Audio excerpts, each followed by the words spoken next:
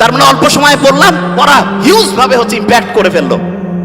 এইটার জন্য আল্লাহ অসাধারণ একটা সিস্টেম দিয়েছেন আমাদের। এবং আমি আশা করব যে কোনো পর্যায়ের লোক যে কোনো এখন থেকে এই জিনিসটা ফলো করতে পারে। সেটা কি? বিজ্ঞানীর অবাক হয়েছে, আমরা যখন নামাজের মধ্যে দাঁড়াই, নামাজ যখন কেউ পড়ে এবং মন দিয়ে নামাজ পড়া বলতে কি আমি এখন একটা ঘটনায় আসছি, মন দিয়ে কেউ যখন নামাজ পড়ে ওই সময় তার ব্রেইনের মধ্যে আলফা ওয়েভ তৈরি হয়ে যায়। কি হয়?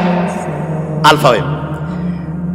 নামাজ পড়ে আসলাম, এবং ইসলামে কিন্তু ফরজ নামাজটা মসজিদে পড়ার পরে অন্য যে কোনো নামাজ বাড়িতে পড়তে উৎসাহিত করছে।